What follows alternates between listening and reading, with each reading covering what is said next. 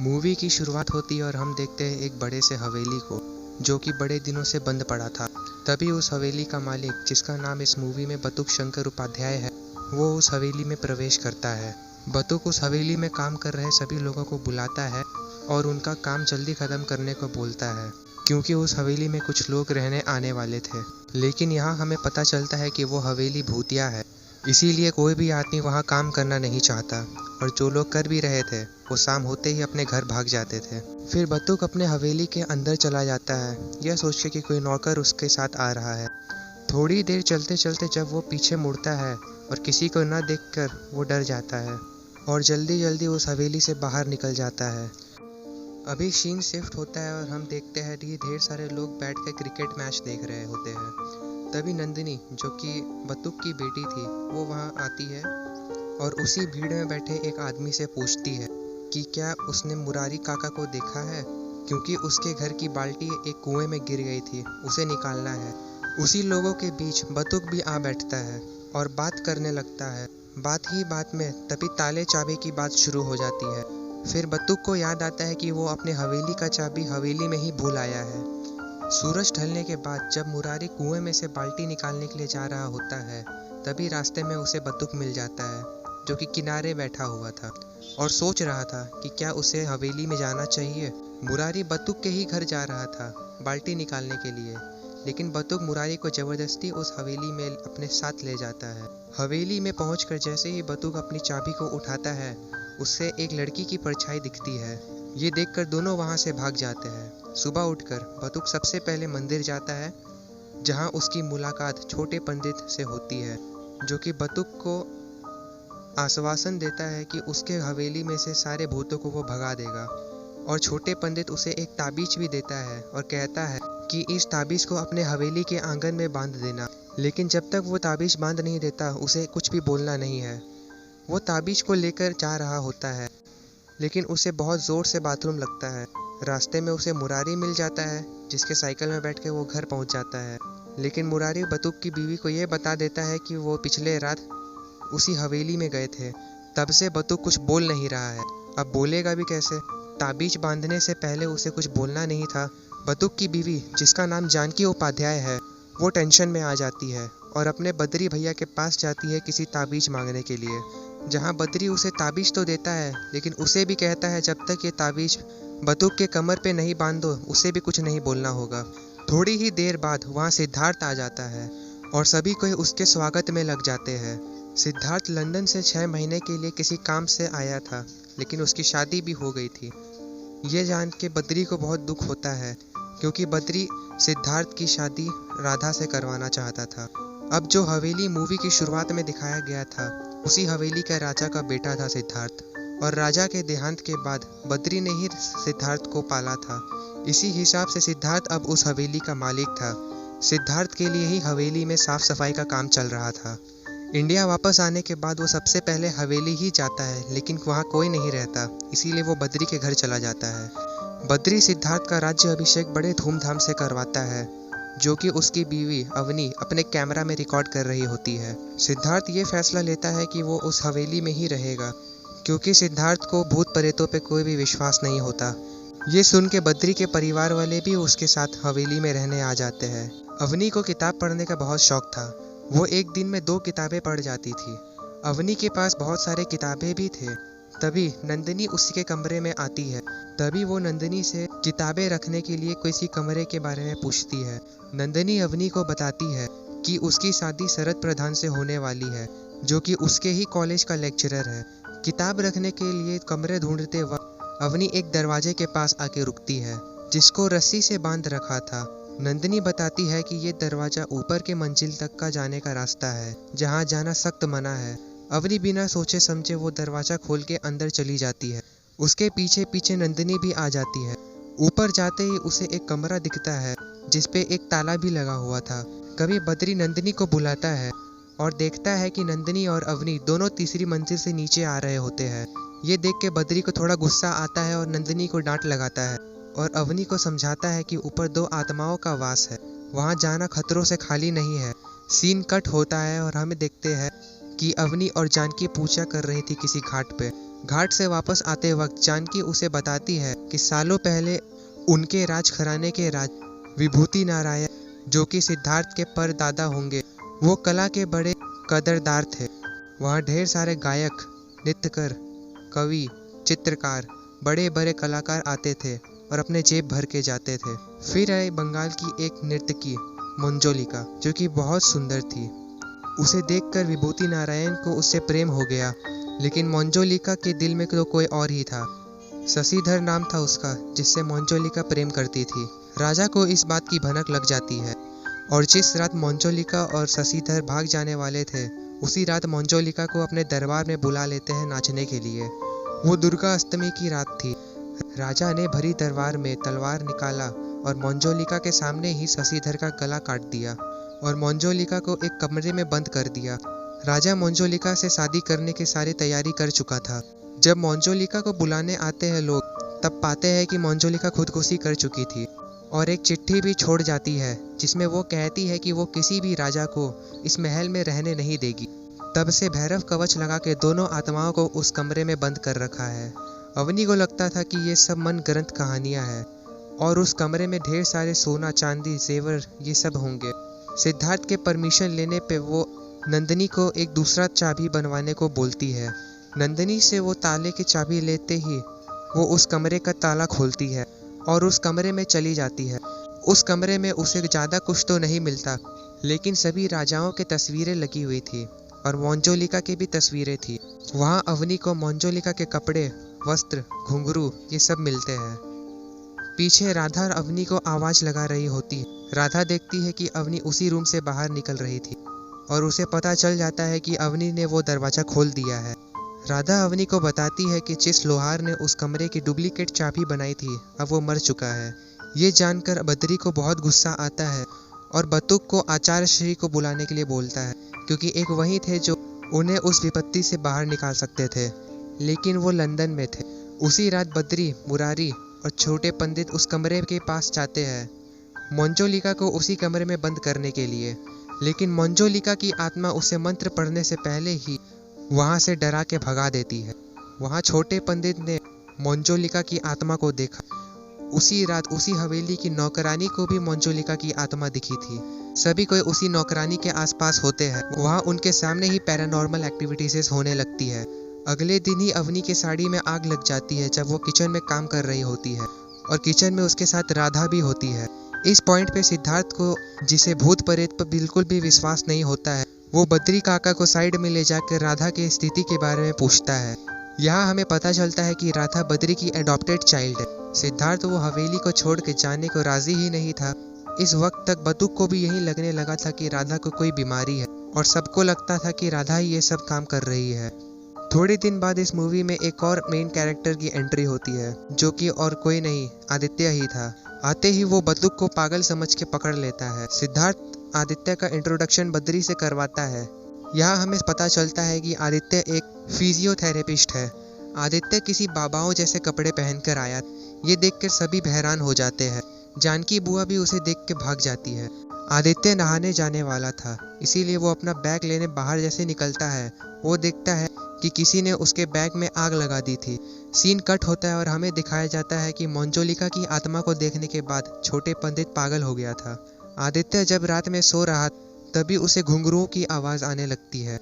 वो उठ जाता है और आवाज़ की दिशा में जाने लगता है और वो उसी दरवाजे के बाहर आके खड़ा हो जाता है जिसके ताले को अवनी ने खोला था। आदित्य देखना चाहता था कि इतनी रात को घुंघरू पहन के कौन नाच रहा है। वो घुंघरू की आवाज़ के पीछा करते करते तीसरी मंजिल पे पहुंच जाता है। तभी किसी ने पीछे से आदित्य को एक बॉल फेंक के मारा, लेकिन आदित्य को वो बॉल लगी नहीं। पीछे मुड़ते ही आदित्य को दिखाई देता है कि एक शख्स उसके देख के भाग रहा था।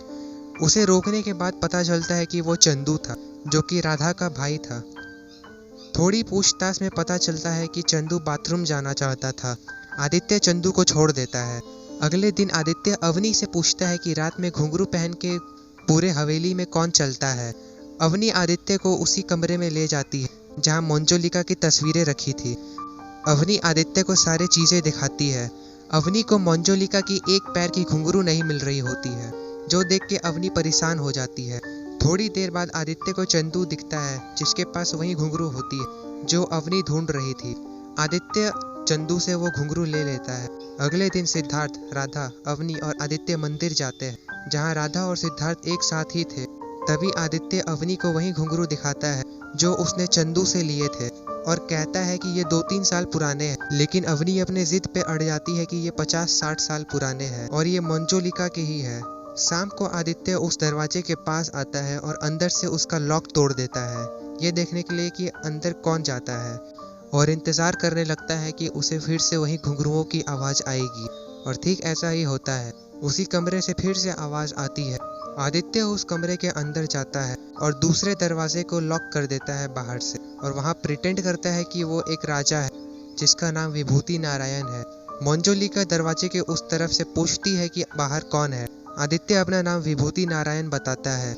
ये सुन के मंजोलिका की आवाज आती है और वो गुस्सा होती है और कहती है कि इस दुर्गा अष्टमी की रात वो उसे मार डालेगी। अगले दिन आदित्य चंदू से पूछता है कि रात को घूमते क्यों हो। जितनी बार भी आदित्य बाहर निकलता, चंदू रात को घूम रहा होता है। यहाँ चंदू इमोशनल हो जाता है और बताता है कि वो भी पता लगाना चाहता है कि ये सब काम कौन कर रहा है, क्योंकि सब उसकी बहन राधा को पागल समझ रहे थे। आदित्य चंदू को शांत करवाता है और पूछता है मलकापुर कहाँ है। चंदू आदित्य को बताता है कि मलकापुर हमारे देश के बीचों बीच है। आदित्य और चंदू मलकापुर के लिए निकल जाते हैं, जहाँ चंदू को कुछ पता नहीं होता है कि आदित्य उसे क्यों ले जा रहा है। आदित्य वहाँ कुछ जगहों से इंफॉर्मेशन लेता है और वो लोग वापस आ जाते हैं। यहाँ आचार्य श्री भी लंदन से वापस आ जाते हैं और बद्री को ये संदेश भेजवा देते हैं कि आचार्य श्री दुर्गा अष्टमी के ठीक एक दिन पहले आएंगे। राधा किचन में चाय बना रही होती है। तभी अवनी वहाँ आती है और सिद्धार्थ के लिए भी चाय बनाने के लिए कहती है। आदित्य भी उसी वक्त किचन में पहुँचता है और सभी धारदार चीज को ले लेता है, जैसे चाकू वगैरह। और तभी उसकी नज़र एक रैट किलर के बोतल पे जाती है और देखता है कि चाय के बर्तन के साइड में जहर के छींटे पड़े हैं। वो समझ जाता है कि सिद्धार्थ के लिए जो चाय गई है उसमें जहर है। वो दौड़ के सिद्धार्थ के पास जाता है और उसकी चाय की कप गिरा देता है। आदित्य सबको बताता है कि चाय में जहर है और राधा ने उसे बनाई, इसीलिए सबको लगता है कि राधा ने चाय में जहर मिलाया। आदित्य ने राधा को कमरे में बंद करवा दिया और कुछ दिन बाद नंदिनी और शरद की सगाई होती है। सभी कोई खुश थे और नाच रहे थे। उसी वक्त अवनी के हाथ से हल्दी का थाली गिर जाता है और सारा हल्दी शरद के कमीज पर लग जाता है। अवनी शरद के कमीज पे लगे हल्दी को साफ करने के लिए साइड में ले जाती है। थोड़ी देर बाद आदित्य और सिद्धार्थ अवनी को ढूंढने के लिए निकलते हैं और थोड़ी देर बाद वो दोनों हवेली के वरांदे में मिलते हैं। सिद्धार्थ के आते ही अवनी बेहोश हो जाती है। अवनी को कमरे में रखकर जब सिद्धार्थ बाहर आता है तब वहाँ आदित्य और शरद पहले से खड़े थे। आदित्य उन्हें बताता है कि महल का भूत और कोई नहीं, तुम्हारी बीवी अवनी ही है। आदित्य उन्हें समझाता है कि राधा पागल नहीं है और अवनी को एक बीमारी है जिसमें वो सब कुछ भूल के मंजोलिका बन जाती है। अवनी का बचपन कैसे बीता ये जानने के लिए वो चंदू के साथ अवनी के शहर जाता है और वहाँ उसे पता चलता है कि जब अवनी 3 साल की थी तब उसके माता पिता उसे दादी के पास छोड़ के अमेरिका चले गए थे। वो दादी के साथ ही पली बड़ी थी और वो अपनी दादी को ही सब कुछ मानती थी। लेकिन एक दिन उसके पापा उसे ज़बरदस्ती अमेरिका ले जाते हैं। अवनी अपनी दादी से बहुत प्रेम करती थी और कुछ दिन बाद खबर मिलती है कि उसकी दादी की मौत हो चुकी है।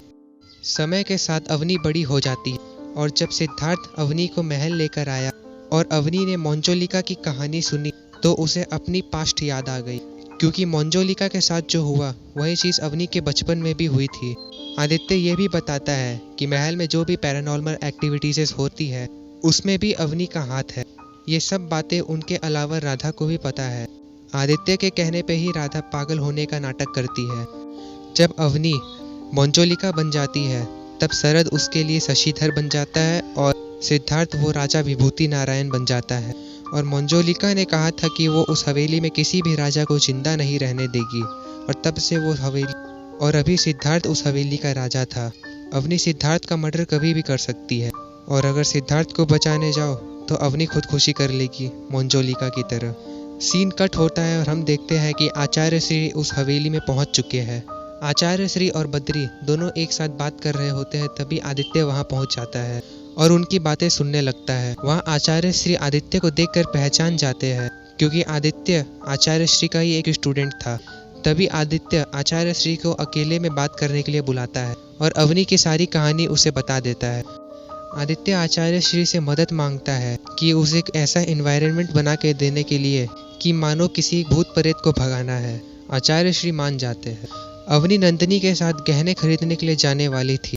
तभी आदित्य सिद्धार्थ से कहता है कि अवनी को रोकने के लिए। सिद्धार्थ वैसा ही करता है जैसा आदित्य कहता है। सिद्धार्थ अवनी के पास जाके उसे जाने से मना करता है। अवनी खुद को मंजुलिका में बदल लेती है और सिद्धार्थ को बोलती है कि आज दुर्गा अष्टमी है और वो सिद्धार्थ को मार देगी। अवनी फिर से ठीक होती है। उसे कुछ अच्छा नहीं लगता, इसीलिए सिद्धार्थ उसे सुला देता है। सिद्धार्थ आदित्य से मिलने आता है। सिद्धार्थ और आदित्य के बीच बहस शुरू हो जाती है क्योंकि सिद्धार्थ को जादू टोना में कोई भी विश्वास नहीं होता। सिद्धार्थ अवनी को अमेरिका ले जाना चाहता है और अच्छे से अच्छे डॉक्टर से अवनी का इलाज करवाना चाहता है। आदित्य उसे बताता है कि कोई भी डॉक्टर अवनी को ठीक नहीं कर सकता और एक मौका मांगता है और सिद्धार्थ से वादा करता है कि वो अवनी को ठीक कर देगा। उसी रात शरद, आदित्य और सिद्धार्थ अवनी के कमरे के बाहर खड़े होते हैं। उधर आचार्य श्री ने सभी इंतजाम कर चुके थे। तभी अवनी के कमरे से घुंघरू की आवाज़ आती है और तीनों अंदर जाते हैं, लेकिन वहाँ अवनी नहीं होती। अवनी खिड़कियों से बाहर निकल चुकी थी। आदित्य शरद को कहता है कि उसे अवनी को आचार्य श्री के पास लाना है क्योंकि मंजुलिका शशिधर से प्रेम करती थी और मंजुलिका के लिए शरद ही शशिधर है।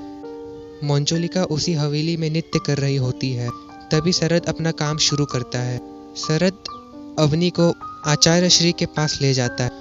वहाँ साइड से सिद्धार्थ भी आ रहा होता है, जिसे देख के अवनी का गुस्सा 7वें आसमान पे चला जाता है। कुछ लोग अवनी को पकड़ लेते हैं और आचार्य श्री के पास ले जाते हैं, जहाँ ऑलरेडी हवन बना हुआ था। आचार्य श्री के पास ले जाते ही उसे बैठा देते हैं। अवनी का मन कर रहा था कब वो उठे और सिद्धार्थ का गला काट दे। आचार्य श्री के सवाल करने पे अपना नाम मंजुलिका बताती है और ये भी बताती है कि वो राजा को मारना चाहती है। आचार्य श्री मंजुलिका यानी अवनी को कहता है कि राजा को मारने में वो मदद करेगा, लेकिन उसकी एक शर्त है जो कि मंजुलिका को माननी होगी। शर्त ये थी कि राजा के मर जाने पे मंजुलिका को अवनी की शरीर को छोड़ना होगा। मंजुलिका वादा करती है कि राजा के मर जाने के बाद वो अवनी की शरीर को छोड़ देगी। आदित्य सिद्धार्थ को लकड़ी के पीस पे लेटा देता है और अवनी के पास ठीक सामने रख देता है। आचार्य श्री अवनी को एक तलवार देते हैं और कहते हैं कि मार दो राजा को। अवनी जैसे ही तलवार उठाती है, साइड से आचार्य श्री अवनी के सामने आग जला देते हैं, जिससे अवनी का व्यू ब्लॉक हो जाता है। अवनी कुछ देख नहीं पाती। इसी बीच आदित्य, जो कि साइड में खड़ा, वो लकड़ी के पीस को पलट देता है, जिससे सिद्धार्थ नीचे गिर जाता है और सिद्धार्थ के जैसे ही दिखने वाले पुतला ऊपर आ जाता है, जिसे अवनी अपने तलवार से काट देती है और बेहोश हो जाती है। सीन कट होता है और हम देखते हैं आदित्य अवनी का थेरेपी सेशन ले रहा था। अब अवनी बिल्कुल ठीक हो चुकी है। आदित्य अवनी को सिद्धार्थ के पास भेज देता है और इसी तरह वो अपने वादा को पूरा करता है। इधर आदित्य के जाने का वक्त हो चुका था, इसीलिए वो राधा से मिलता है और राधा के लिए शादी का प्रपोजल रखता है। सभी लोगों का आशीर्वाद लेता है और वहाँ से रवाना हो जाता है। इधर राधा भी खुश हो जाती है आदित्य का प्रपोजल सुन के और बैल्कनी में आ जाती है आदित्य को बाय करने के लिए। वहाँ दोनों एक दूसरे को बाय करते हैं और मूवी यहीं ख़त्म हो जाती है। अगर आपको ये एक्सप्लेनेशन अच्छी लगी तो इस चैनल को ज़रूर सब्सक्राइब करें। फिर मिलते हैं ऐसी ही किसी मूवी के एक्सप्लेनेशन के साथ। तब तक के लिए बाय बाय।